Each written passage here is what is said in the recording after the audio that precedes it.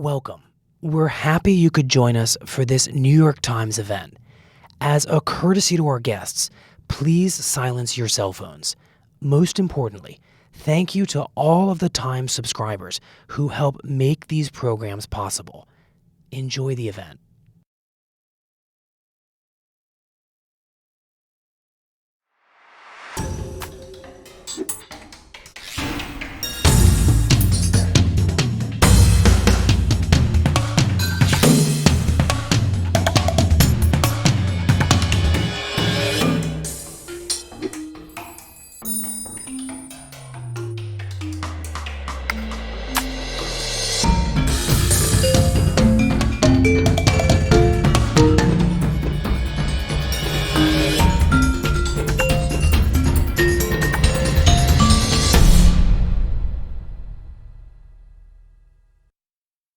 You pay attention, with so much at stake. Seas are rising and chronic flooding will be the new normal.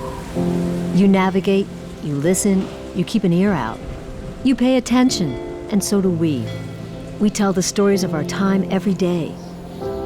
In the 26th day of testimony and on the 139th witness, Shahar Tsarnaev wept.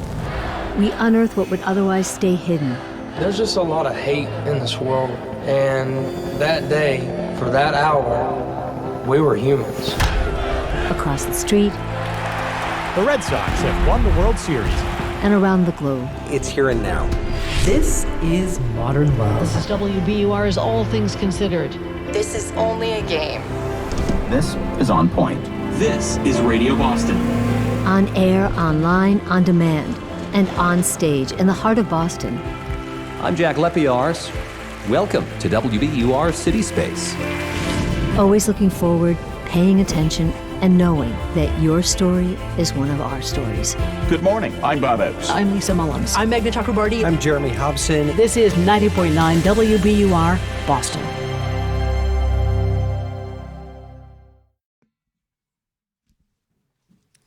Hello. I'm Iris Adler. I oversee podcasts here at WBUR, and we are thrilled to have you here. Welcome. I imagine for many of you, this is your first time visiting City Space, so how do you like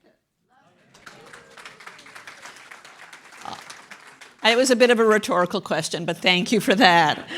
And we are thrilled to meet you, our radio and digital audiences, in real life, which is the purpose behind City Space. It's a convening space where we get a chance to meet you in person and for you to have those in-person experiences with us. So we invite you to make City Space a habit. We're going to explore all sorts of diverse programming here, from cuisine to climate change to podcasts to poetry to theater and live performances to live radio shows. Come and be with us and make it a habit. Tonight, we are thrilled, though, to meet the team from The Argument, one of the smartest podcasts helping us all to try and make sense of the troubling times that we live in. So thank you for being with us. And we're particularly happy that The Argument is a podcast from the New York Times because they are our partner with the very successful WBUR podcast, Modern Love. So welcome to the team. Thank you for coming out to everybody on this chilly evening. And to David, Ross, and Michelle coming up and try and make sense of it all on this seminal day when we first heard from Mr. Mueller. Thank you.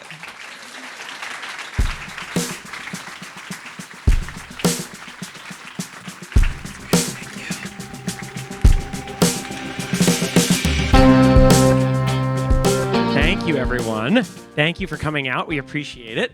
And yes, we have a surprise guest tonight, as our Elijah's chair suggests. It's Robert Mueller.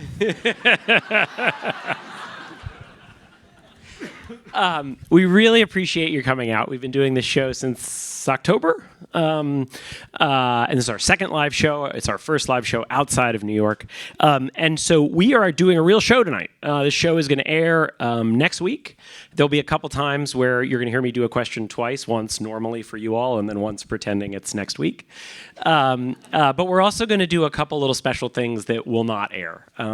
We'll do some Q&A with you all. We'll do a little bit of a game here. But the first thing we're going to do is going to record an episode. Okay, so this is how we start the show. I'm Michelle Goldberg. I'm Ross Douthat. I'm David Leonhardt, and this is The Argument. This week, we're talking climate change with a special surprise guest, your Senator, Ed Markey.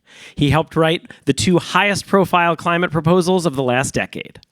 Then, do election results from around the world mean that liberalism is dying? Calm down, Ross. And finally, a recommendation. And then in a secret segment just for you all, we will play a game in which Michelle will get to be the referee while Ross and I will do battle, and the winner between me and Ross will face one of you in a debate. Let's turn now to our first segment. For our first segment, as I mentioned, we have a special guest, one of your two U.S. senators, Ed Markey. He has been in Congress since the bicentennial in 1976, which means he's been serving in Congress for this nation's entire third century so far, and he has been a senator since 2013. We have a lot to ask him about: President Trump, impeachment, climate change, as I mentioned, and the upcoming 2020 campaign. Please welcome Senator Markey.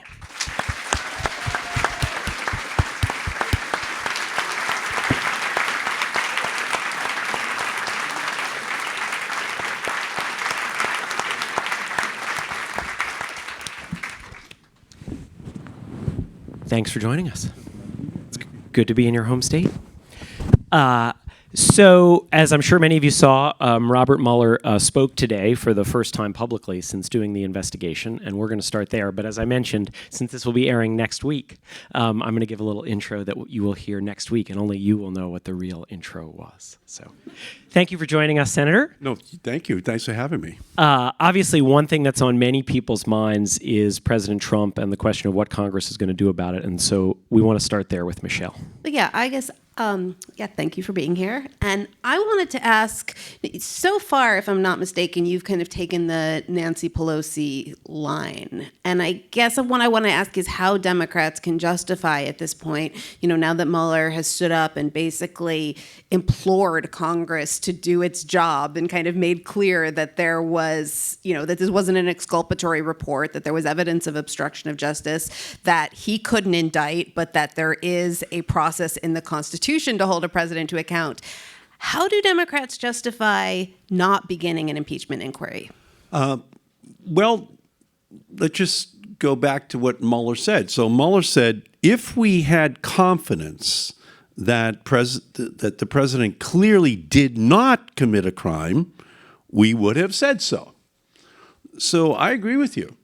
What he's saying is that after compiling that 400-page report, in eye-watering detail, that they were unable to say that the president did not commit a crime.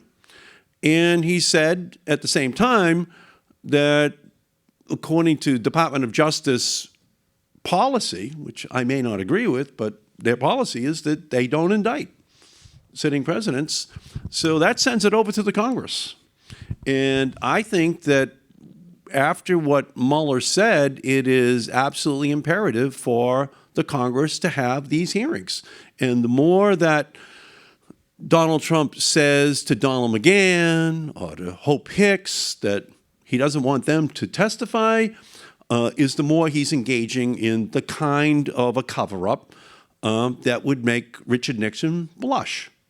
So we know that there are big problems inside of that report.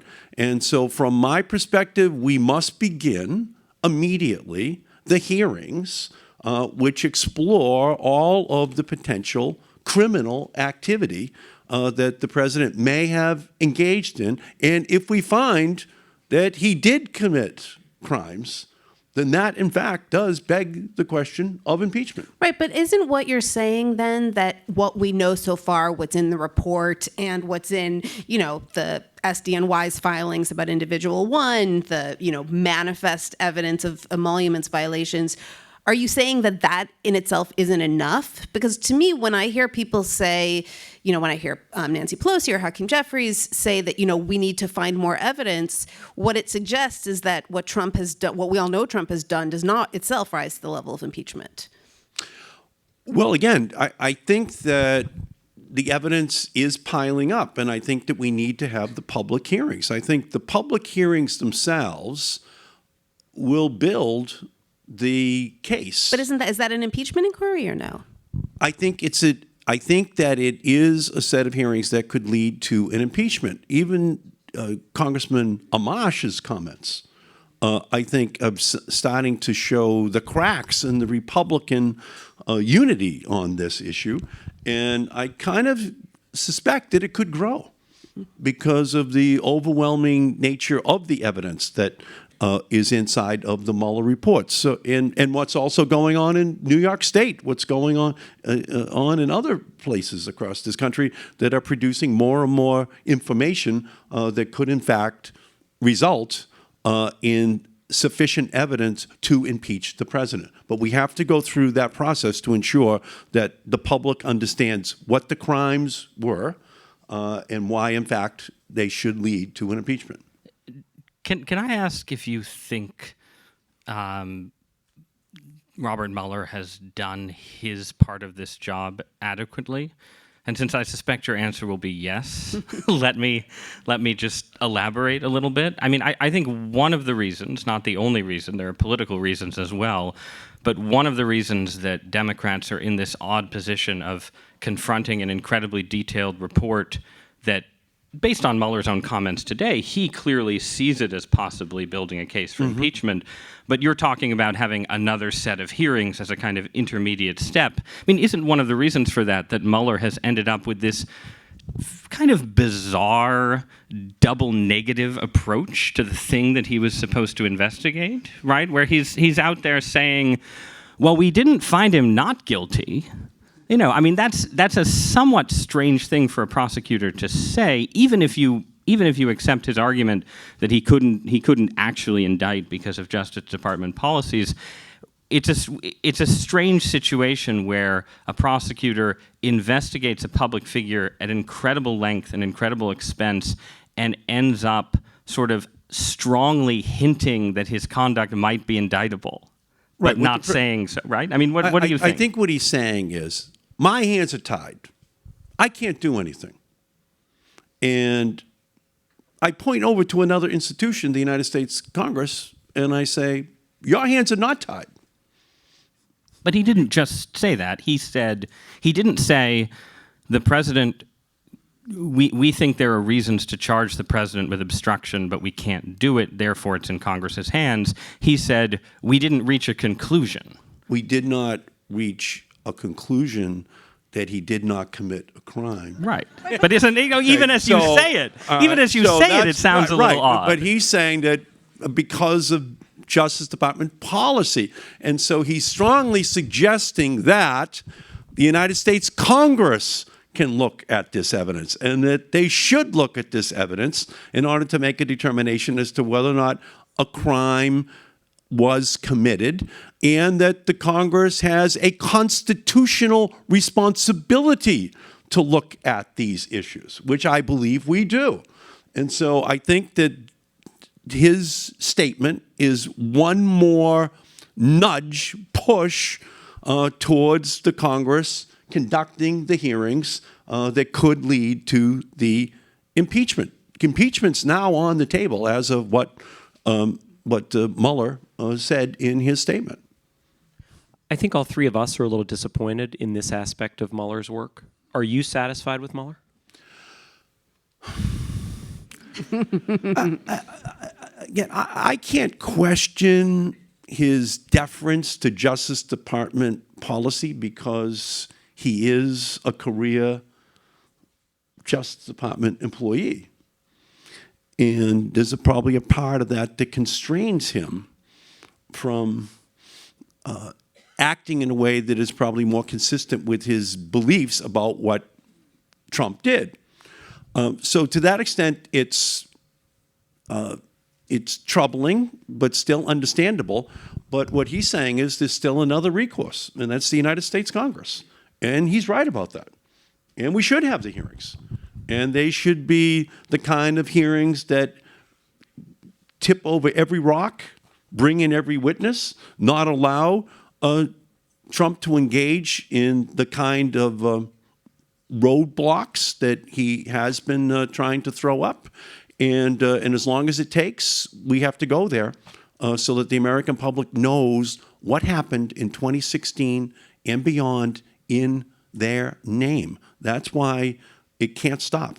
It can't stop until Congress has discharged its constitutional responsibility. Can you imagine a scenario where an actual impeachment process and vote would make sense if you were certain throughout that process that it would just die and fail in the Senate? To what extent are more just and amashes necessary for an actual impeachment process to make sense, I guess?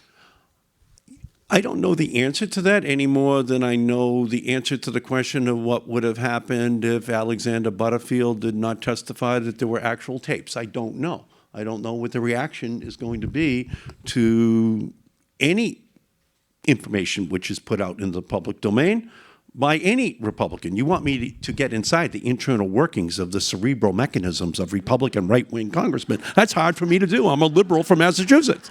So I cannot prognosticate that far ahead. But I do know that Amash is kind of a very interesting figure because he doesn't fit the profile necessarily of someone who's going to be bolting from the protection of the right-wing voters that dominate Republican primaries in the United States. So let me ask you then about the internal workings of the Democratic Party, which presumably you're more familiar with. I mean, do you worry that whenever I speak to Democratic members of Congress who are against starting an impeachment inquiry, they make it clear that this is a kind of a purely political calculation, right? Either they'll say, the public isn't with us yet, or they fear kind of the impeachment backlash that I think has been exaggerated in retrospect, but the impeachment backlash that Republicans faced after they impeached Bill Clinton, or else they'll say that, we ran on lowering prescription drug prices, we didn't run on impeachment. But I feel like although it's probably true, or it is true, that the polls, show kind of slightly more people against impeachment than for it, doesn't this sort of like naked political calculation make Democrats look sort of weak and spineless? I mean, isn't there a value in leading and showing strength and that has kind of electoral repercussions down the line? Again, I think we need to have the hearings. I think we need to have all of these witnesses come forward. I think we need to subpoena them wherever possible. I think we have to gather information wherever it is available in order to give the American people all the information which they need. And out of that set of hearings, all that information being made public, perhaps even taking it 25 pages at a time in the Mueller report so that there's a full understanding by the American public of what is actually in there, then I think we're in a position to make a determination in another month or 2 or 3 from now, after we've done it in an exhaustive and thorough way, but in a way that has fairness attached to it as well in terms of how these hearings were conducted. I think that's a big part of what happened with Watergate, and I think that's a big part of what didn't happen with the Clinton impeachment.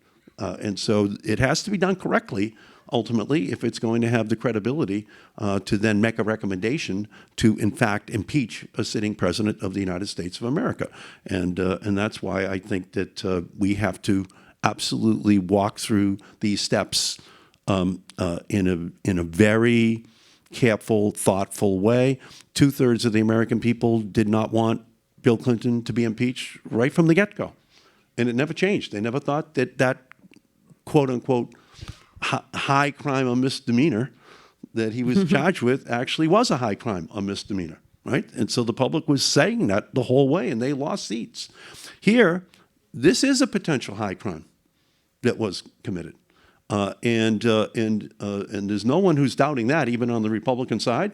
This interference by the Russians is something that's quite serious, and anyone who engaged in obstruction of that investigation, they would be engaging in a crime. So to the extent to which the American public actually does believe that, and they do right now, it's imperative for us to lay it all out, have that case be made in a very definitive way, then reach that conclusion as to whether or not it was impeachable and whether or not we should take that step. So let's turn to climate. I think you are, at the New York Times, there are all these warnings against using the word unique. people often use the word unique when they mean unusual, right? You can never say very unique. But I think I'm on safe ground here. The copy editing gods will not smite me down for saying you are in a unique position here. Your journey on this has been fascinating. You have had your name on each of the two big climate policies of the last decade. So you are obviously the Markey and Waxman-Markey, the cap and trade bill in the Obama administration that was very ambitious, but was also seen as somewhat moderate and technocratic, even if you disagree with that. Many people saw it that way. And now you are the partner of Alexandria Ocasio-Cortez on the Green New Deal, so which many people see as radical. Can you talk to us about your own journey and how you see these two pieces as consistent, but also what ways in which you've changed your mind, or how you think a different approach is better today than in 2009? I had authored from the House side the fuel economy standard law in 2007, which President Obama used to increase fuel economy standards to 54.5 miles per gallon, along with the California waiver. I was the author of the appliance efficiency laws that increased dramatically the efficiency of air conditioning and refrigeration in America. So I had worked in these areas before him. But when Obama won, he said that climate was one of his top 3 or 4 issues. Henry Waxman and I had sat next to each other for years. We were the 2 most powerful Democrats on environment in the Congress. So we decided to move, and to move quickly, in January of 2009, and we produced the Waxman-Markey bill on June 26, 2009, which was an 83% reduction in greenhouse gases by the year 2050. 83% reduction. It was considered radical by the Republicans, by the Chamber of Commerce. Radical. But we were endorsed by the Edison Electric Institute, by the Nuclear Energy Institute, by labor unions, by every faith group, by every environmental group in America, and we passed it. 219, 212. Obama said he would sign it, and it fell short in the Senate. Very difficult environment. So we did that. We did it quickly. We had Nancy Pelosi at our back to give us the additional support we needed. So it's 10 years later.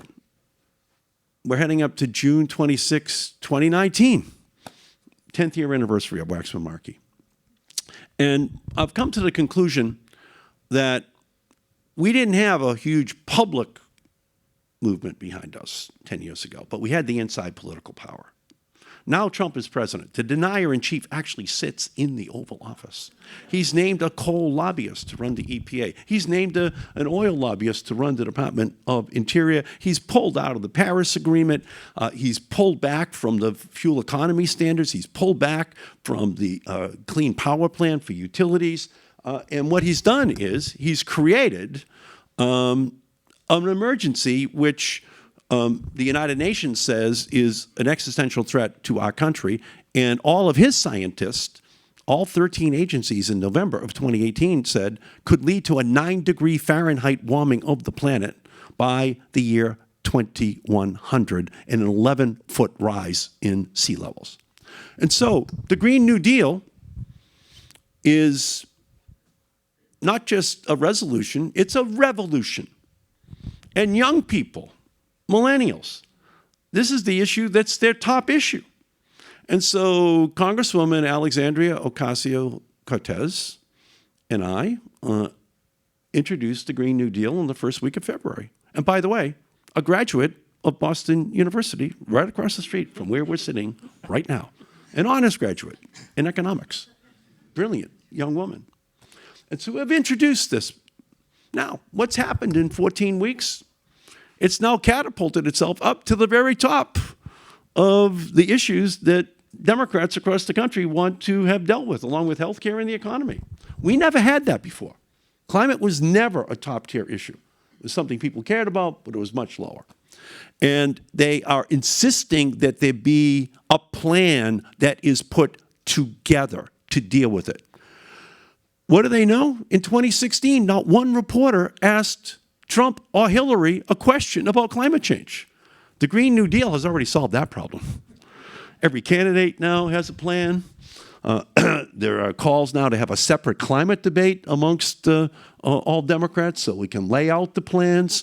And while Republicans might think that they're going to do a reverse takedown on this issue, all I can tell you is be careful. Be careful. Because the millennials who are Republicans actually believe in climate science. So there's a split that's breaking open even within their own party.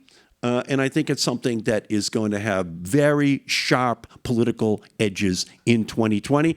And I believe we need the movement to get back to a point where we can legislate as we did in 2009. I see a question on your face. It's less a question than a slight redescription, maybe. And I see what you think of it. But it seems like, and I think David was getting at this a little bit, that the theory of Waxman-Markey, as you said, there was lots of Republican opposition, and there obviously was. That was what doomed it. But it came at a moment when, prior to the financial crisis, prior to 2008, there had been a certain amount of elite Republican support for a cap-and-trade carbon tax kind of approach. You had John McCain supporting it, at least notionally. You had Newt Gingrich famously sharing a couch with Nancy Pelosi in an advertisement series about climate change. And I think there was a sense at that moment that it was possible to have a kind of center-left meet center-right response to climate change.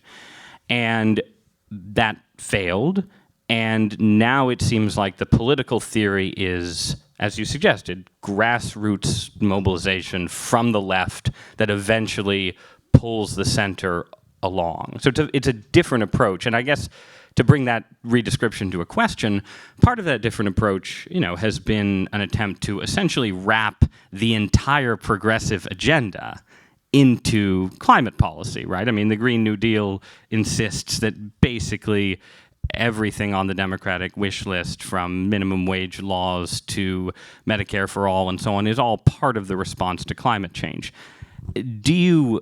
How do you see that playing as a political matter, that attempt to essentially declare that the climate agenda is the liberal agenda and vice versa, and we're just going to sort of steamroll opposition from the left?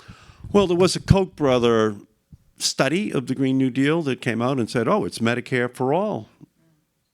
It's free college education. It's going to cost $93 trillion. Of course, Medicare for all is not in the Green New Deal. And neither is free college education in the Green New Deal. It's not in there, not mentioned. But the Republicans have done a very good job in trying to characterize it that way. But it's not actually in the Green New Deal. So we call for a mobilization heading towards 100% clean, renewable energy. We call for massive job creation. We call for ensuring that marginalized communities, communities of color, are included in this New Deal in a way that they weren't in the first New Deal. And what we did was we took Franklin Delano Roosevelt's 1944 State of the Union address, where he laid out a second Bill of Rights. And this is the language that he used, and this is the language we used, that everyone is entitled to health care. Everyone's entitled to a good education. Everyone's entitled to a good job. Everyone's entitled to a living wage that they can take care of their families and even take them on vacation. Right. That's bigger than Medicare for all.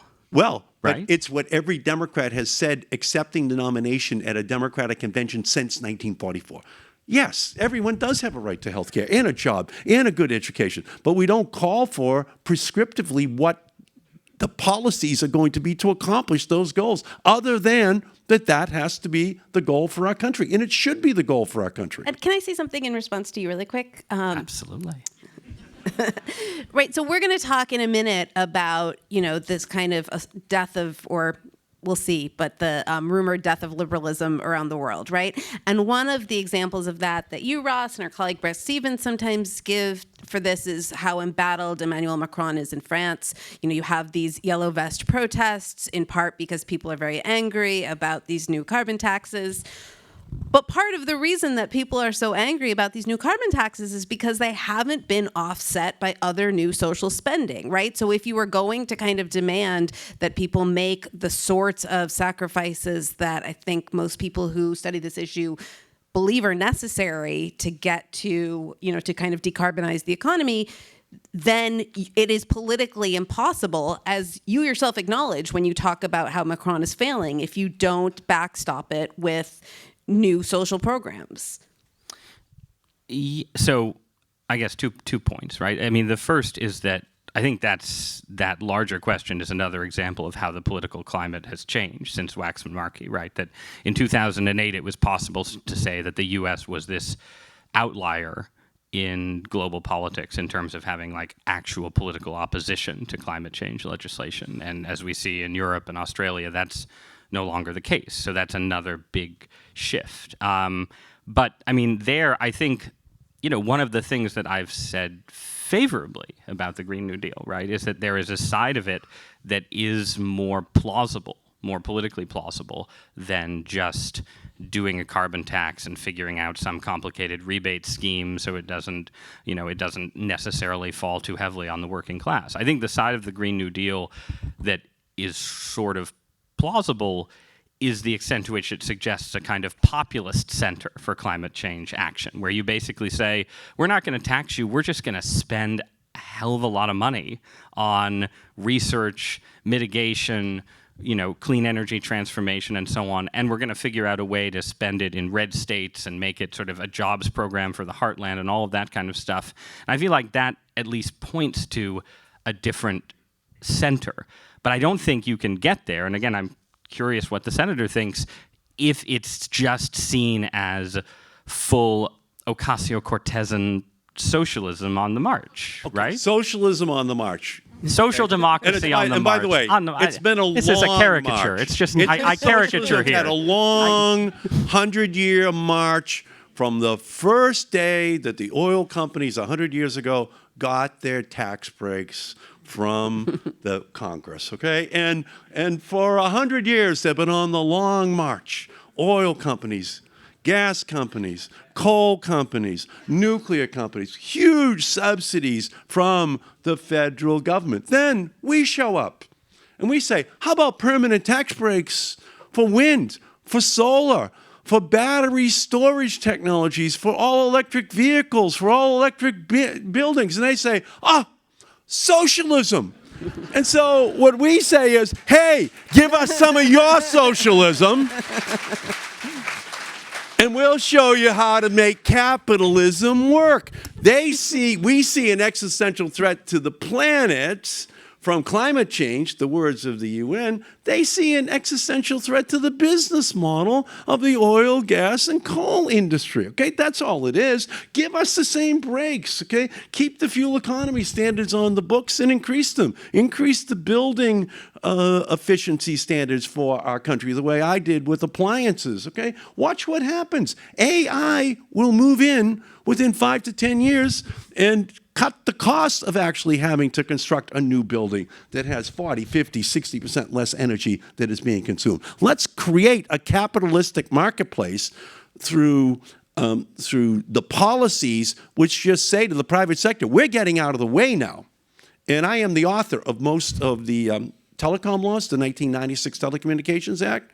I unleashed that. I'm the Democratic author of that. $1.5 trillion of private sector cash went into that created a dot-com bubble, but it created a broadband revolution. The same thing is true over here. If we create the correct tax and regulatory policies, it's going to be ultimately a bonanza for private sector companies to say, look at that wind, solar, automotive, building, agricultural sector that we can now move into and completely overhaul that's been stopped for a generation. But don't you think that, honestly, if we get that kind of strong AI and you tell it to solve climate change, it'll just exterminate us all, Terminator style? Aren't you concerned about that? Can I say this? There is a sinister side to AI. There's a Dickensian quality to all of these technologies that can enable and ennoble or degrade and debase. And if we're not careful, we're not going to actually put in place the protections against the sinister side of AI. Okay, we want to invite, I'm getting the time sign. We want to invite one question from each of these microphones for the senator. We will take questions later. These cannot be questions for us. And please make it a question. You can lobby the senator at another time. I'm sure you have ways to be lobbied. But if you have a question, please step forward. And while we get one person on each of these microphones, Michelle, did you want to say something? Oh, no. I mean, I was going to pivot from the sinister side of technology to a question about imminent nuclear war, but we can do that another time. Donald Trump should not be allowed to unilaterally launch a nuclear strike against another country that has not attacked us with nuclear weapons. That's my legislation that I have introduced with Congressman Ted Lieu of California. Congress should vote before he's allowed to start a nuclear war without an attack from another country. And we have a question. Thank you. Yes. So, Senator, if demographic trends in this country continue, by the middle of this century, 70% of the population will be represented by only 30 senators, and the flip is true. Is the Senate broken? That's going to be anti-democratic in a huge way, and we already see it with the way Mitch McConnell runs the Senate. Mm-hmm. What can be done about that, and is it time to rewrite the Constitution? Well, the Constitution gives each state 2 senators, and it's going to be hard to go back in time and figure out why the senators from Massachusetts let there be a North Dakota and a South Dakota and have 4 senators. I don't know. But to change that will not be easy. That'd be a long struggle, but ultimately that is kind of the core compromise in the Constitution, that the little states get the same representation in the Senate as the big states. That's why it says on the Delaware license plate, Delaware, the first state. As soon as they cut that deal, they said, where do we sign to get 2 senators? Okay, so it's going to be a hard thing to change that. But meanwhile, the House of Representatives is based upon population. So California and Florida and Texas are going to increasingly have more and more and more senators, and Massachusetts is going to continue to go down because our population is not going to be as large. We have 9 members of the delegation right now. When I started, there were 12. California and Florida and Texas are increasingly having a larger share, and that actually is something that is quite consequential in terms of how democracy works as well. I assume you're in favor of statehood for Washington and Puerto Rico? Washington, D.C.? Yeah. Yes, I am. Yes, I am. Senator, I want to take you back to the impeachment question. Given what we've seen about congressional hearings to date, it's hard for me to imagine a scenario in which those hearings unearth evidence that wasn't already in the Mueller report.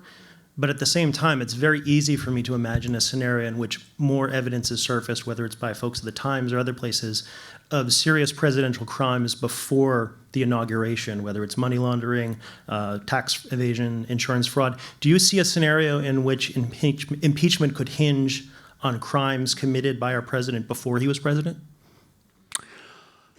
It could.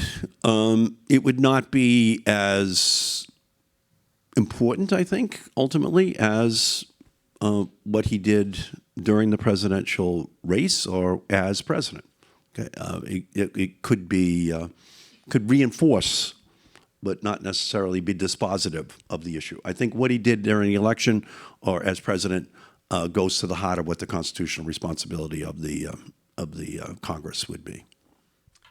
Thank you for joining us, Senator. Thank you. Thanks to all. Thank you for.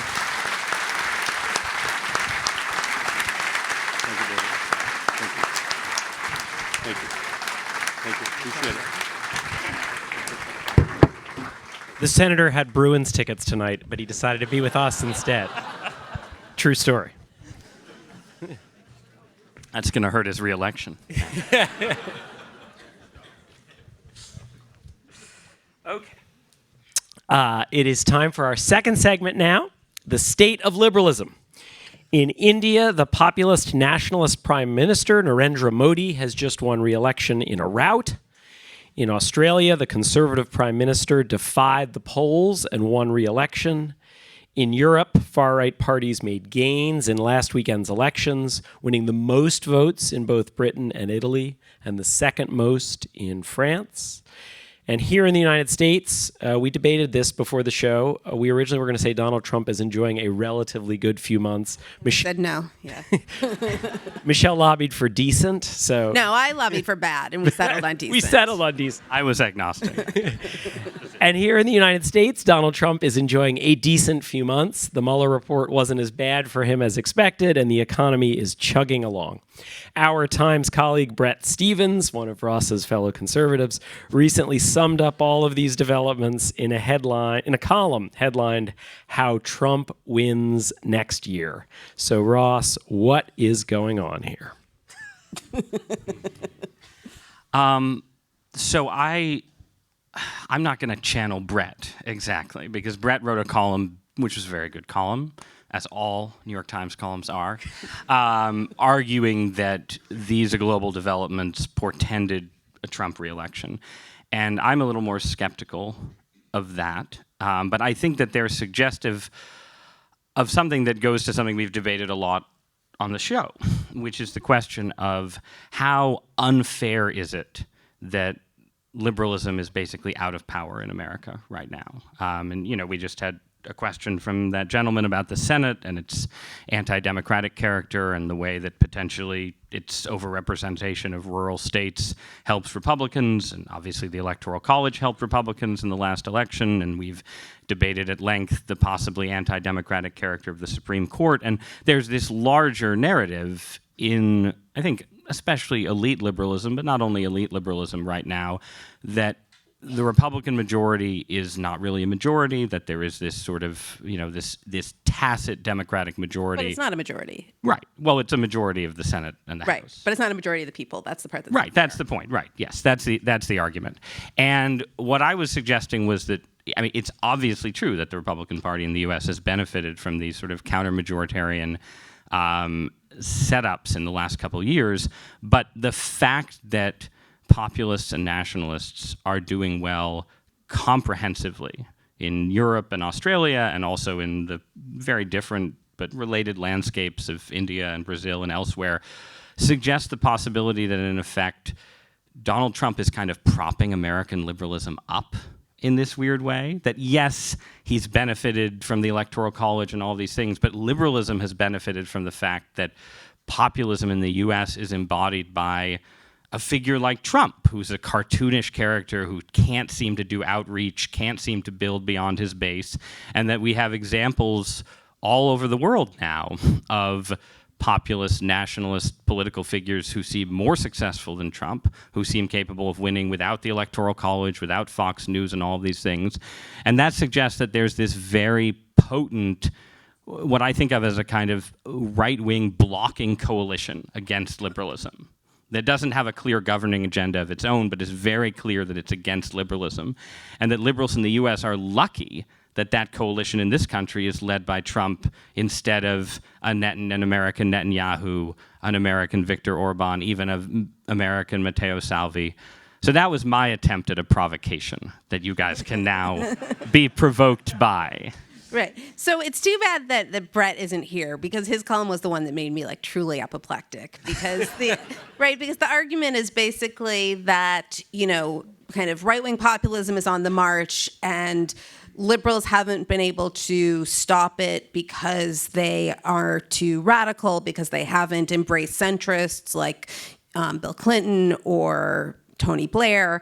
And, you know, I think the evidence from around the world shows that is not the case, right? If you look at India as a country where I've spent a lot of time, not recently, but in the past, I mean, it's crazy to think that the reaction against the Gandhi family, which is, you know, the descendants of Jawaharlal Nehru, the kind of founding political family of that country, right, the epitome of that establishment, to imagine that their sin was kind of left-wing overreach as opposed to establishment sclerosis, you know. And so I do think that there is this crisis of liberalism all over the world. I mean, it's kind of, it's personally terrifying to me. You know, I look around sometimes and I don't know if any of you watch The Man in the High Castle, but it sometimes feels like that, right? Like we're like the Axis powers. I role play it like every night.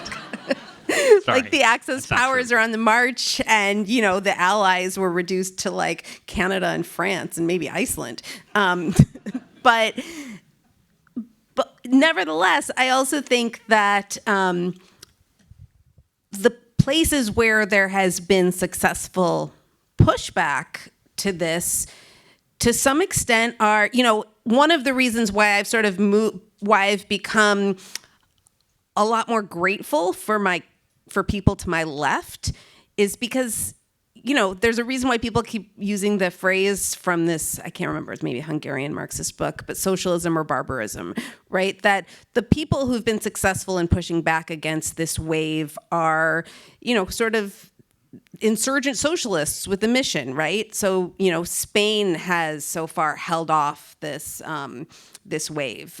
Mexico, you know, and it's patchy, but the evidence so far suggests not that the way to stem the tide of this like roiling disaffection with modernity, which is clearly very real, and this like roiling rage about inequality, the way to do that is not to sort of like triangulate around, you know, sort of the party of Davos, but is to meet it with some sort of, and I don't think we quite know what this looks like, you know, and as I say this, I'm going to say that Britain is a counterexample of kind of left-wing populism that's failed, but some sort of modern left-wing populism. And if roiling discontent with modernity, by the way, was that's the name like of my Ross's that was my ska band in high school. So I realize that I've spent a lot of time talking about what I think are the tactical mistakes that progressivism has made and is making. But I don't know what you think the tactical mistakes are. You just got close to it. But I'm curious, what do you think in this country, coming back to this country, what do you think the Democratic Party should do differently over the next few years than it's done over the last few years to do better politically? We're just talking straight. And I know this, I appreciate how uncomfortable this makes you. Michelle basically says, look, we're not political professionals. Our job is to talk about what's right. But I'm asking you to break out of that just for 1 minute and talk tactics. Okay, so, well, I don't know about tactics, but I would say like in terms of broad orientation, I think that, you know, a lot of Democrats were very, you know, the kind of generation of Democrats before this one were traumatized by a series of elections in which they felt like they ran, you know, candidates like McGovern and then were eviscerated. And the lesson they took from that was that you have to pivot to the center. And the way that they interpreted pivoting to the center, you know, and this also had something to do with the decline of union power and just sort of needing new sources of, you know, the kind of growth of money in politics. So people needed new sources of campaign cash, but they defined pivoting to the center as kind of pivoting to the center on economics, right? As becoming more economically conservative, as becoming more hostile to the welfare state, more indulgent of finance capitalism, you know, more indulgent of austerity. And to me, that was the mistake, because I think that there is a type of person who exists in New York and Washington, maybe in Boston, almost nowhere else, who's like socially liberal and economically conservative, and they have an outsized impact on political discussion. But if you look at, you know, polling, they're almost non-existent in the populace at large. And so, you know, I mean, I think that if the Democratic Party had been listening to your other senator, Elizabeth Warren, you know, back when she was talking about the horrors of the bankruptcy bill, back when she was warning about the imminent financial crisis, the party would be in much better shape. I mean, I think that's actually an issue where the three of us tend to be on the same page, right? Yes. That whatever our views of where either party should go, we have a shared sense that the sort of Blairite neoliberal model, whatever its possible virtues in the past, doesn't work at the current moment.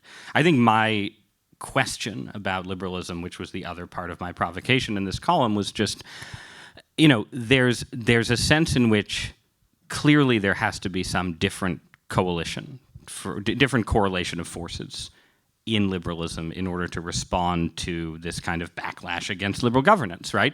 And that could mean moving left on certain issues, right? It could mean moving well to the left on certain economic issues and so on. But if it means moving to the left on everything, it's not likely to work. And I think my frustration, and of course I'm a conservative, so I don't really wish liberalism well, so maybe it's not a frustration, but my pseudo-frustration with liberalism at this moment is that, you know, it was sort of encapsulated by the questions that I asked David to ask Pete Buttigieg when we had him as a guest on The Argument, which was basically Buttigieg has pitched his campaign as, hi, I'm a guy from the heartland who went to the coasts and became a coastal person, but then went back to the Midwest and became a Midwesterner again, and I'm going to build these bridges between, Trump voters and the boss wash elite. And David says, well, are there any cultural issues ranging from, bakers baking cakes for same-sex weddings to guns to immigration? Is there anything where you can see room for a compromise with cultural conservatives? And his answer was basically no, because either the principle at stake is too big or the country agrees with us already. And that can't be liberalism's answer on everything, right? Like, if climate change is the existential threat of our time, why are you spending your time trying to close down Catholic adoption agencies because they don't want to place kids with same-sex couples? Alternatively, if crushing social conservatism and destroying Gilead and, whatever case you want to make there, if that's the central purpose of liberalism, then you maybe can't also do the Green New Deal. Yeah, but no liberal conceives their purpose as crushing social conservatism, right? I mean, that's this sort of like... No liberal? I mean, except me, but it's a completely false choice, right? Just as I could never say to you, if you actually think that abortion is murder, why are you spending your time on, why are you spending your time on any other kind of economic or foreign policy issue? Why aren't you spending all of your time, outside of abortion clinics? Obviously, people are going to address a host of different problems, and I mean, the fact that it is bananas. Right, but I will say, I would happily sell out my fellow conservatives on 16 other issues if doing so would persuade you, Michelle Goldberg, to support even third trimester abortion restrictions. But do you actually think that saying that, like, okay, we're going to let you government-funded adoption agencies refuse to place children with gay couples and Jews and Muslims for that matter, because that's also part of the package, do you actually think that kind of allowing that, even if it were a good tactical idea, is going to make conservatives more likely to join a coalition on global warming? And because from where I sit, it seems like when you give the right an inch, they just take a mile. I mean, I don't think, speaking only for cultural conservatives, I don't think the sense among cultural conservatives is that we've been taking any miles lately, although obviously that sort of changed with the sense of, the Supreme Court having shifted and you've gotten these efforts on abortion in the South. But in general, the dominant mood among cultural conservatives in the last 10 years has been sort of a panicked sense that cultural liberalism now gets to do whatever it wants. And right, I don't think like the activists are going to suddenly start voting Democratic, but I think the way that political coalitions move inspires mobilization in response. And right now, liberalism inspires mobilization among a lot of different groups that add up at present across the developed world and the developing world to a pretty strong anti-liberal coalition. And you at least have to figure out how to demobilize some portion of this conservative coalition for liberalism to be able to govern, I think. I'll let you talk in a minute, but just looking internationally, I think just shows the extent to which it's not about, sort of parochial American culture war issues, right? That there is this broad, I've come more and more around to the way of thinking of Corey Robin, who's a professor who basically talks about, that conservatism is simply anti-liberalism, right? It's not its own coherent philosophy. It's just a movement against the gains of the left. And I think that when you look around the world, that has a lot of credence, right? Because they're not fighting about abortion in India. All of these different issues are,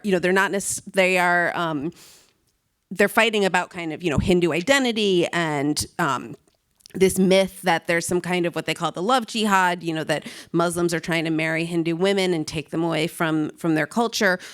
But so I don't see any sense if you look around the world that if kind of whoever you take to be liberals in each of these different societies said, I'm willing to compromise with you, that it would be demobilizing to these nationalist coalitions that are on the march. And in part, I think it's because this sense of aggrieved victimhood, which is common to all of them, is not rooted in anything real. I mean, it's except for the fact... Unless you work for a Catholic adoption agency. Right, or if you're a Jewish family who wants to adopt a baby and, the only one in your town doesn't want to give it to you because you have the wrong religion. But this sense of kind of singular aggrievement, right, that you just said that liberals have everything and they're just going to kind of run roughshod over us because all we've got is the presidency, the Senate, and the Supreme Court is... it's a license for them, I think, to kind of do anything because when you're cornered, any measures are justified. But I don't think it's legitimate, and it just seems silly to kind of ask liberals to treat it as if it's legitimate, and therefore to kind of indulge it in the hopes that they will then become a little less panicked and defensive and a little more willing to work on some sort of common purpose. I think what Ross said earlier is right. I do think even though we're in very different places in the world we want to see, I think all of us share this sense that the notion of where the American center is has been wrong in a lot of elite discussion. And I would encourage all of you, if you disagree with that, to kind of take a look at polls, because it really is true that this notion that Michelle was talking about of the social liberal and economic conservative is a phenomenon of Brookline. or Scarsdale or Bethesda or San Mateo, and it really the social conservatives and economic progressives are much more common in the United States than the flip. And I'm getting the sign that we need to leave it there. So that's the end of our second segment.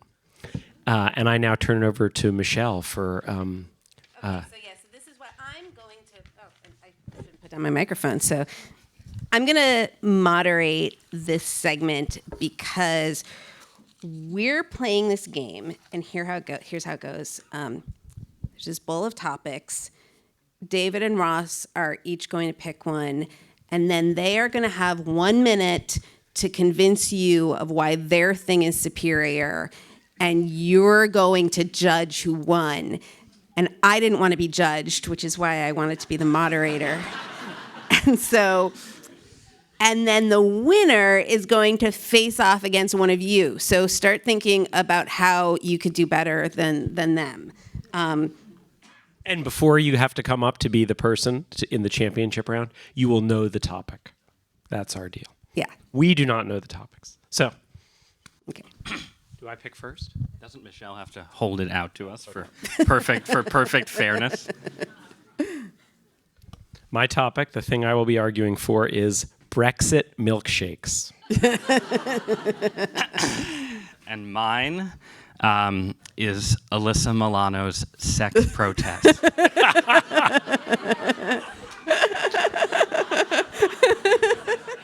Thank goodness. Okay, I don't. Keeping time. Someone else is keeping time, right? I have 1 minute. Is that the case, Ross? I think Ross. Do we need to say what each of these things are for anyone who doesn't Yes. who doesn't Don't know? start. Have you started the timer? No. Okay. Hold the timer. So I will explain. Brexit milkshakes are the phenomenon of right-wing populist politicians, mostly in Great Britain, having milkshakes hurled on them as an act of humiliation and protest. Yes. And now you will explain Alyssa Milano. And Ross, having drawn Alyssa Milano's sex protest, we're actually going to change the rules. Ross is going to have 30 minutes to argue that it's better. Alyssa Milano recently announced this week on social media, I'm sure, that the women of America should go on a sex strike until they have regained their reproductive rights. Social conservatives were like, awesome. No, that's my line. That's Michelle.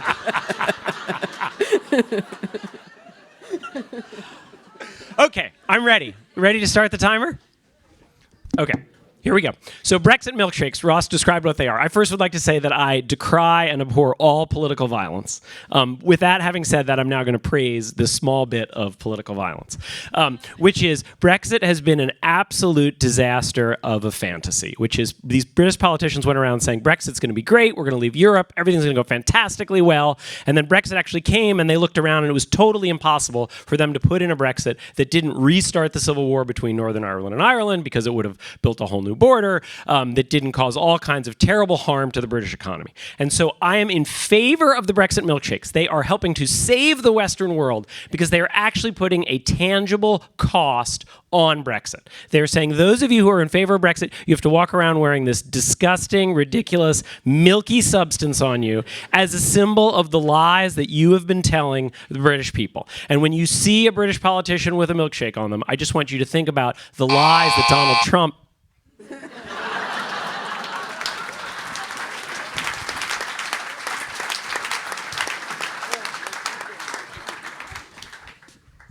So that was pretty good. Michelle already summed up my case. Basically, obviously, the dream of all social conservatives is a return to a climate of perfect chastity, fidelity between the sexes, but that's sort of the easy explanation for why this is awesome from any conservative point of view. The deeper explanation is that, look, if all pro-choice Americans simply cease having sexual intercourse, by arithmetic, logarithmic logic, within 20 to 40 to 60 years, through sheer demographic pressure, social conservatives will not only outbreed, but massively outbreed the secular liberal population. And through a kind of a process that doesn't require compromise of any kind, we will establish a Catholic imperium in North America, which is, of course, what I've dreamed of all along. And I'll even bring in, there was a thread that was similarly someone saying people should get vasectomies in solidarity. And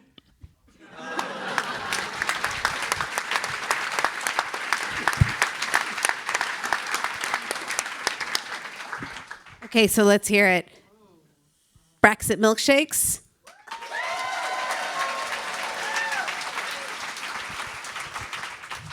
Sex strike. I think David has it. So I said to Ross... It was too obvious. So before we did this live show in New York as well. And the first thing when I told my wife about it is she said, "Oh, I'm really excited to hear Ross debate an audience member," which gives you a sense of who she thought we would debate. And then we realized that this is really occurring on my home turf in Manhattan and now Boston. So so I said to Ross beforehand, the next one we need to do needs to be on your home turf, like Salt Lake City. And Ross said Salt Lake City is way too liberal. So I agreed to do the next one in Provo. But now I will happily move on to debate one of you. So who's coming up? We're gonna pick. We need to tell them are we gonna pick So first? is this mine or You pick yours. How about should we pick two and let the audience member choose or no? Sure. That's a good idea. Okay. Beto's Band.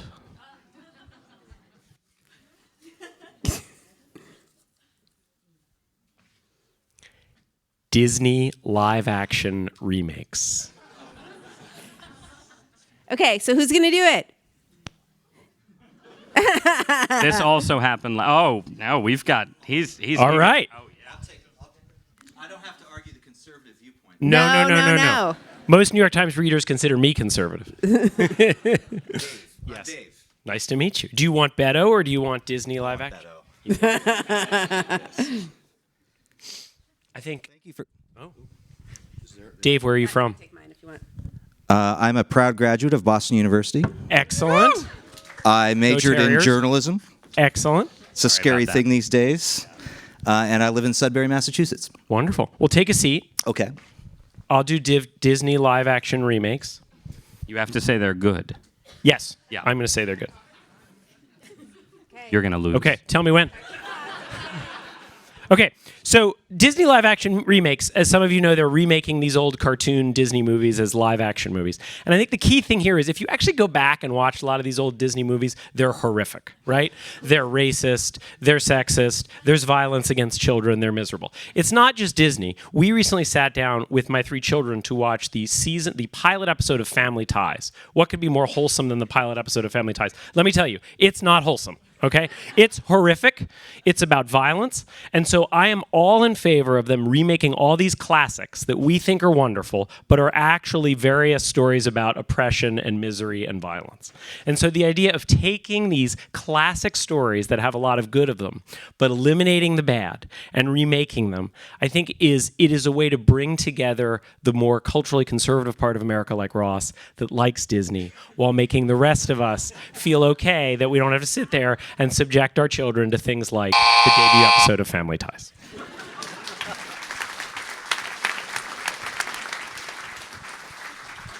I'm curious what Ross would have said. Can we change our mind? Is that my go? Yeah. Here's my argument for Beto's band. It comes down to one very simple thing: 1968. We even mentioned it earlier. Liberals have been arguing about 1968 with conservatives for the last 51 years now, right? It was the existential point of our politics that our politicians are still arguing to this day.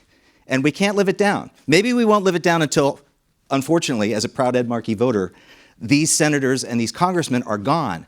Even the 2016 election was about these principles of conservatism and liberalism that were born in the trauma of 1968. And this is why Beto's band is great. Even though I don't like Beto's band because it's kind of like, white privilege guy band. But it's great because it reminds us that it's not 1968 anymore, and that music happened after 1968, and that bands started after 1968, and that politics has advanced past 1968. And maybe even though I won't support Beto, we can be reminded. Woo! I concede. Thank you. That was like fantasy camp. Thank you, Dave. Let's make sure we get Dave's name and address. We'll send you a beautiful copy of the New York Times front page book. So I think we're taking a few questions from you all, right? We are doing our weekly recommendation, and then we're taking a few questions from you all, and then we're done, and we'll let you get on with your evening. So each week, as regular listeners of the show know, we give you a recommendation to end the show, something to take your mind off of politics, and something to get the three of us to stop fighting with each other. And this week is my turn, so I'm going to give you a recommendation. If you've listened before, you've heard Michelle recommend hot air balloons, right? You've heard Ross recommend doing all of your work in coffee shops. And my recommendation is to retain your regional loyalty from childhood, no matter how thin a string of loyalty it is. I lived in Boston from when I was 2 to when I was 8. Otherwise, I'm a New Yorker. I was born there. I'm a third-generation New Yorker. But those are the formative years for sports. And so I adopted the Boston sports teams, all of them. And I then went back to New York and spent the 1980s completely miserable. With the one exception of the Boston Celtics. I had to go to high school in New York City the day after Game 6 of the 1986 World Series. I endured all kinds of misery, and it was all worth it in the end. Because no city in modern times has enjoyed a run like Boston is now enjoying. I'm going to do this a few different times depending on when this airs. The Bruins are now in the Stanley Cup Finals. The Bruins have just won the Stanley Cup. And so even if you're not a sports fan, even if it's just keeping a little bit of the foods of a place where you lived for a few years, or it's remembering a hiking trail in a place where you were, I strongly recommend this because being a kid is really fun, and having any reason to be reminded that you once were 6 and you were not always 46 is a wonderful thing. So that is my recommendation.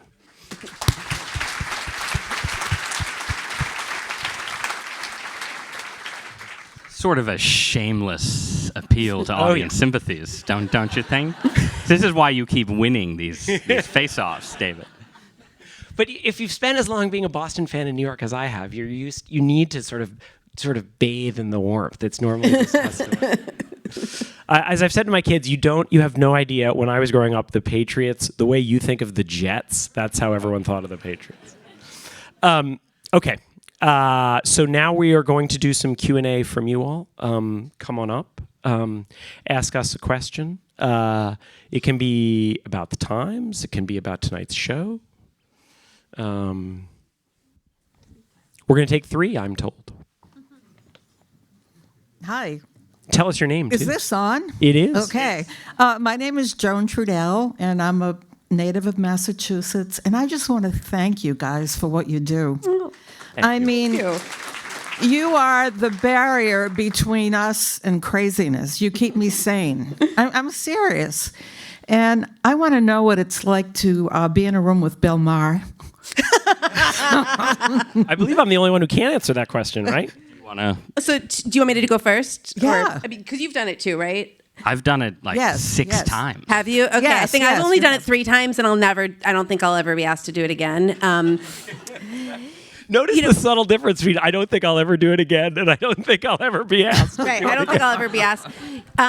So every time I've been on Bill Maher's show, first of all, I go to makeup and they say, well, we always do the girl first because it's always singular.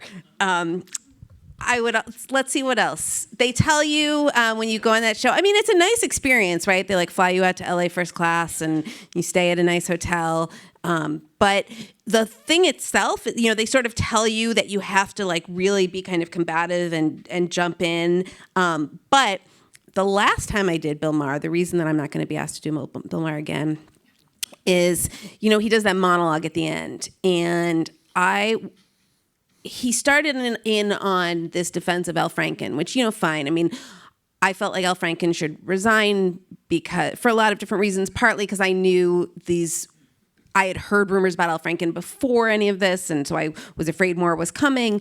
Also because I thought that all of these women senators who were getting asked about it everywhere they went shouldn't be the one to have to kind of take one for the team, right? So, but Bill Maher starts this monologue about Al Franken, which is fine, except that he's sort of playing down what he was actually accused of, right? He was like, it was a photograph and, it was on a USO tour, but as if it had just been about that Leanne Tweeden faux grabbing picture. And it was during his monologue, but I just felt like I can't just like sit here and smile along. So I interrupted the monologue. You interrupted the monologue. Oh, yeah. So I interrupted the monologue and I said, this might not be my place, and he said, you're right, it's not your place. And people were super mad, but that's why that is amazing. Because so the thing with Maher, right, is that like there are lots of, there are many people who are offended by things Bill Maher says. So there are many people who, on principle, don't go on the show. And I have no principles, so I always go on the show. But it is this, there is inevitably a moment when you sit there and feel like you have to sort of smile genially. In my case, it's while he's saying something about Catholic priests and altar boys or religion generally and so on. But yeah, Michelle, that's amazing. I'm really, my main Bill Maher stories are like the first time I went on, I was on with Ashton Kutcher. So Demi Moore, this was back when they were a thing, was in the dressing room next to me. And I learned that Ashton Kutcher had a policy advisor who prepared him for these kind of shows, which taught me that when I, finally write that career-ending tweet and wash out of this profession, there's a new life waiting for me in Hollywood.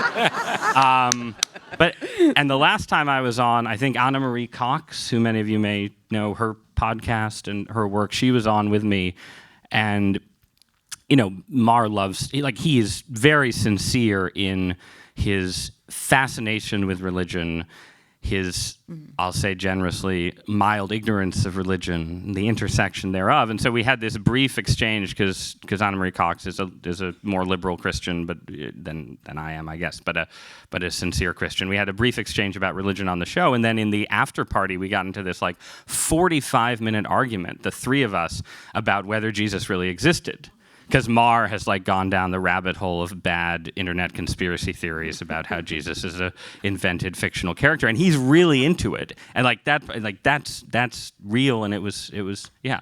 I really enjoy that show, and I'm in awe of you now. Thank you, Joe. Hi, I want to echo the last questioner's gratitude. I really appreciate you all coming. Your podcast is probably my favorite because the genuine respect and curiosity that I think you all display really matters a lot to me. So I really appreciate you doing it. These are all plants, but thank you. Yeah, totally. The 50 that you owe me after this. Yeah. It's not, yeah.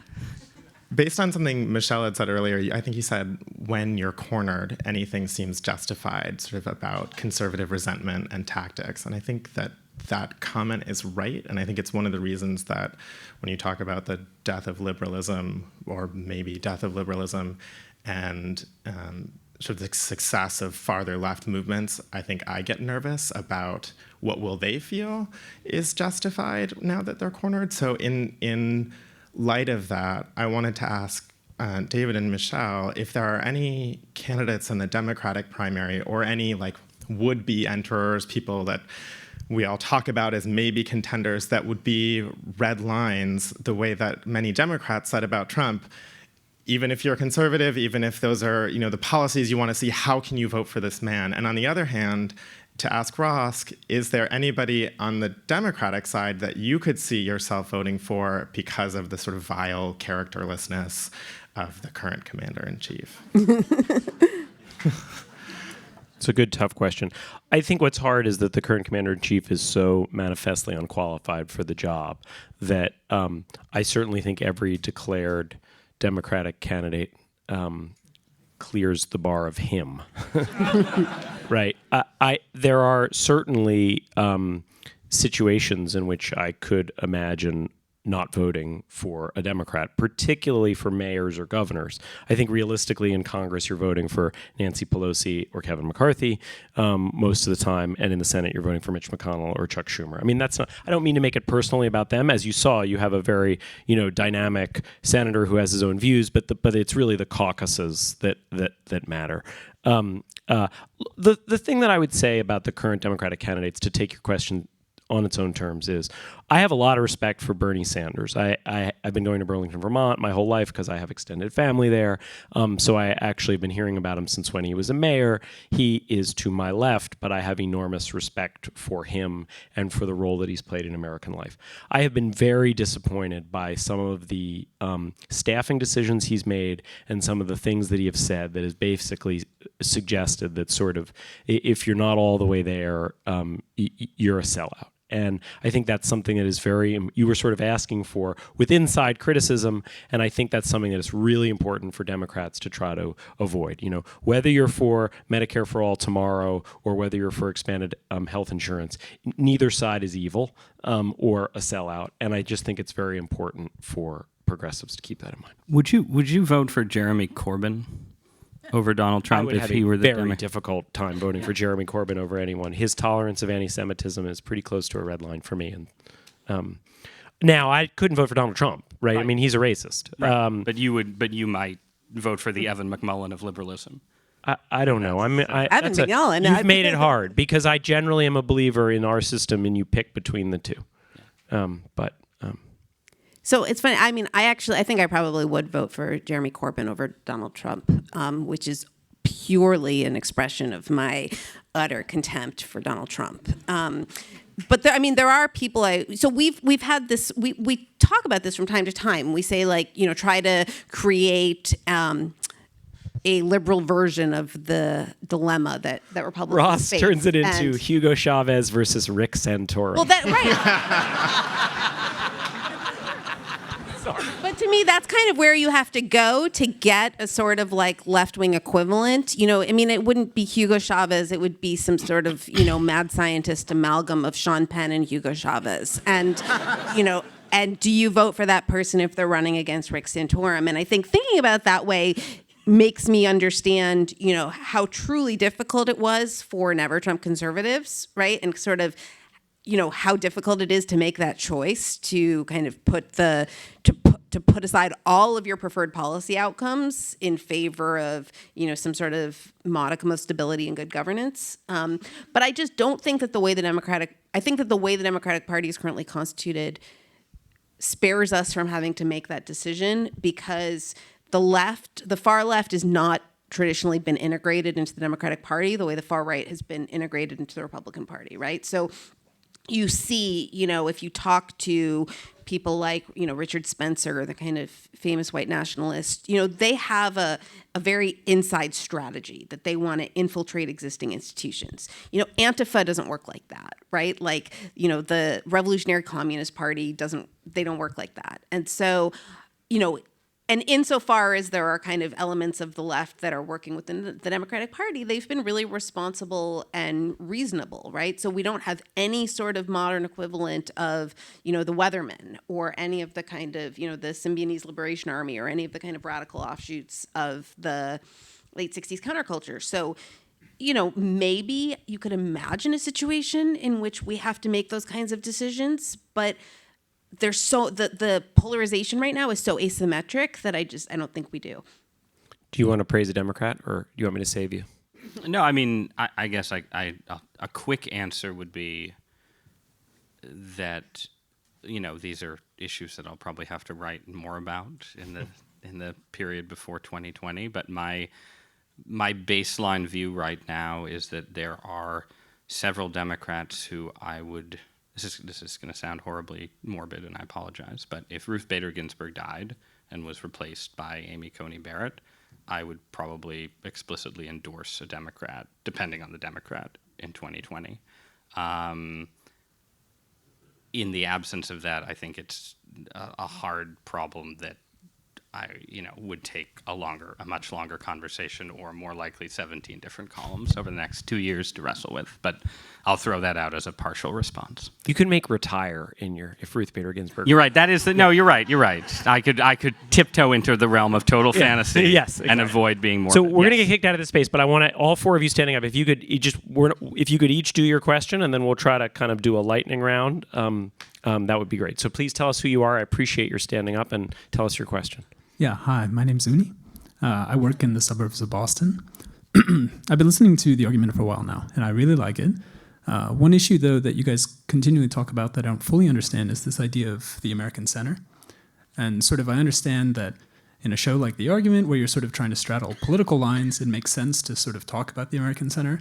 But I don't understand how if you take sort of the political opinion of someone in, say, Tulsa, Oklahoma, and somewhere like Boston, Massachusetts, and sort of average them, you get any sort of meaningful policy positions or a meaningful way to run a campaign or anything like that.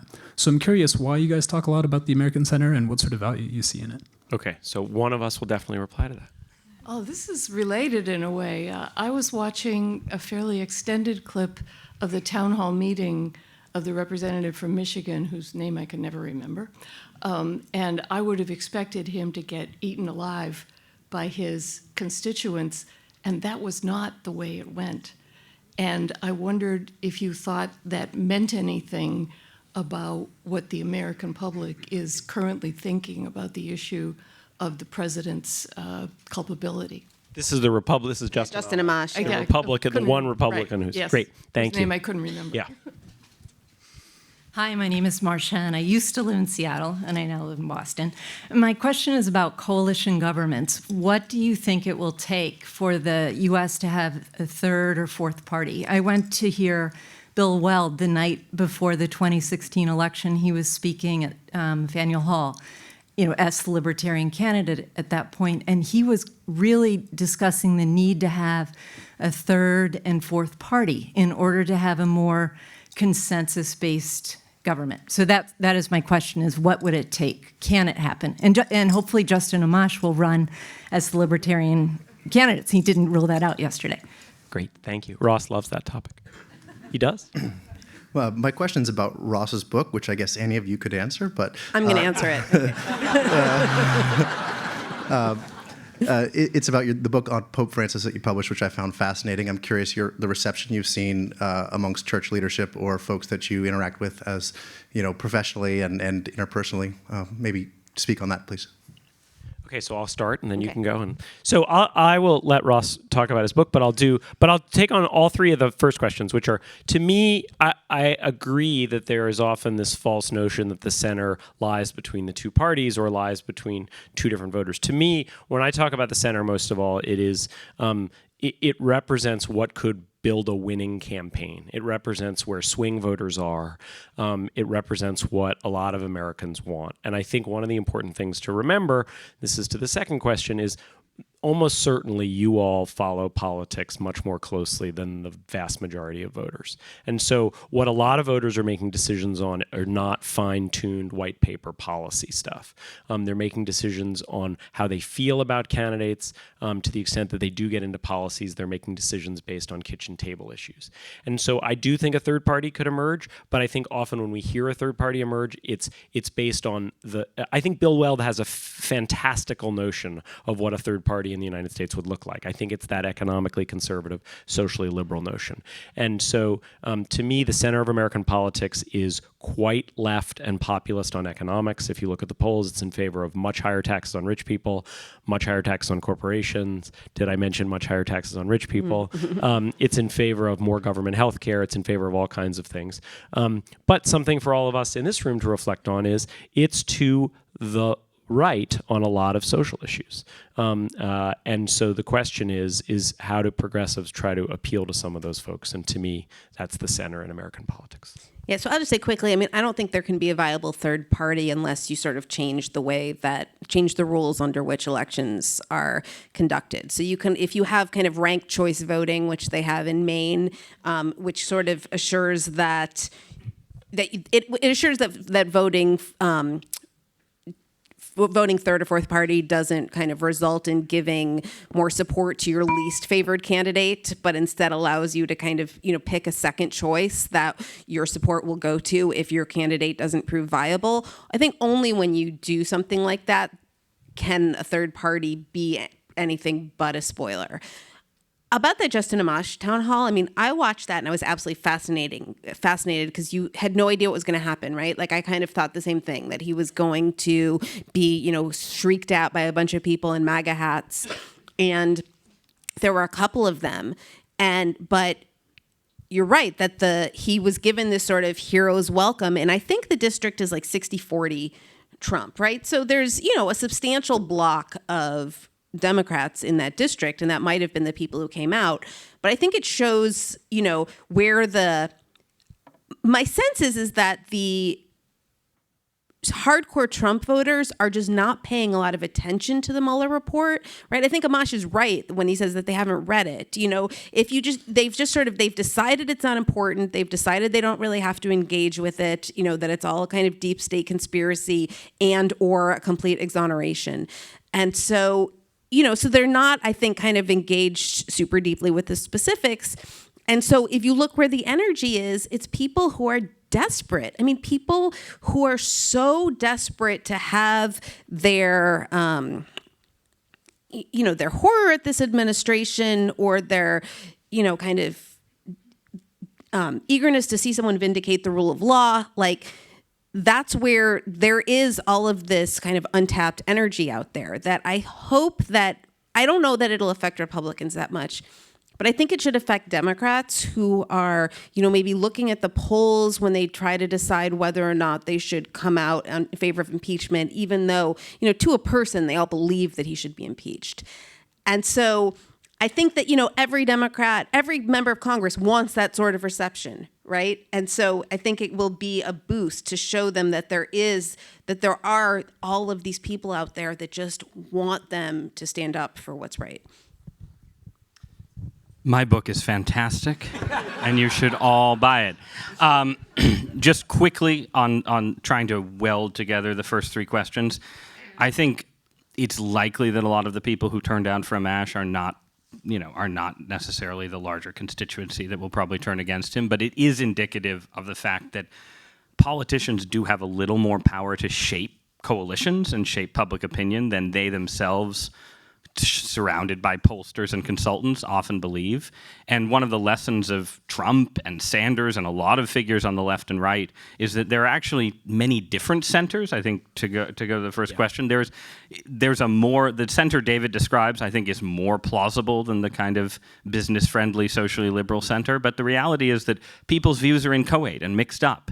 And an effective statesman, an effective demagogue, an effective combination of both, can sort of remake the political map in interesting ways. But the reality is, I think right now that that's more likely to happen within the parties, because the parties are sort of weak internally, yet very strong in terms of crushing third-party rivals right now. And Sanders and Trump 50 years ago would have been third-party candidates probably. And instead, they both sort of attempted populist takeovers from within, and I think that's indicative of the moment. As much as I would like more third parties, I think you're more likely to have sort of attempts to take over the shell of the party from within. My book was a book about sort of the theological civil war within Catholicism under Pope Francis amid his sort of attempted partial liberalization of Catholicism. And I'd say two things about what's happened since it came out. The first is that in terms of sort of the broader situation in Catholicism, the theological conflict has been kind of swamped by the return of the sex abuse crisis, which has sort of slowed down, I think, things that the Holy Father or people around him wanted to push for, has created a much more toxic environment in intra-Catholic debate, especially online, has hurt the church in all kinds of ways. But in certain ways, it's sort of put on hold some of these theological questions about how much, and sociological questions about how much the church can change or not change. But it's also, I think, affected the reception of the book in the sense that it's hardened this, I think what's a really important division to understand in Catholicism right now, which is a kind of division between Rome and America, where people in Rome regard the U.S. as this sort of source of opposition to Francis, of which my book could be read as part of that, but also of sort of hysterical overreaction to the sex abuse crisis. There's a large body of people in Rome who still have this sort of world-weary Italian sophisticate view of sort of sex abuse, where, why are these puritanical Americans making such a big deal of it? And they're using it as a weapon against Pope Francis to push their theological agenda and so on. That's maybe an unfair summary. That's the view from America, right? They would have a different take. But I think one thing to understand about the state of Catholicism right now is that there's a real Rome-America divide that's important to understanding both the theological debates and how some of the sex abuse stuff is playing out. And I've sort of seen that in how I think people in Rome have read interventions like mine from America. What's the name of the book? To Change the Church, Pope Francis and the Future of Catholicism, available on Amazon.com. Excellent. Okay, before you listen to me read the credits, we just want to thank all of you, not only for coming out tonight, but for supporting WBUR and supporting the New York Times. You've done that by coming out tonight. I'm guessing most of you either support WBUR in other ways or are subscribers to the New York Times. And I think it's just important. A bunch of you said nice things about the role that journalism or this podcast play in your life and your information diet. And I think it's important to understand, as the economic model of journalism has changed, you all are the ones who are making that happen. So you're the ones who are making it happen for the New York Times to put a couple reporters on a story that seemed impossible when it began, sex abuse claims against Harvey Weinstein. You're the ones who make it possible for the Washington Bureau to be growing and investigating whatever administration happens to be in power. Right now it's the Trump one. You're the reasons why we have reporters in Afghanistan and in South America and all around the world. And the New York Times newsroom is bigger than it has ever been because of support from people like you. So we just want to say thank you, and we hope we continue doing work that earns your support. I am now going to read our closing credits, and then you all can get on with your evening.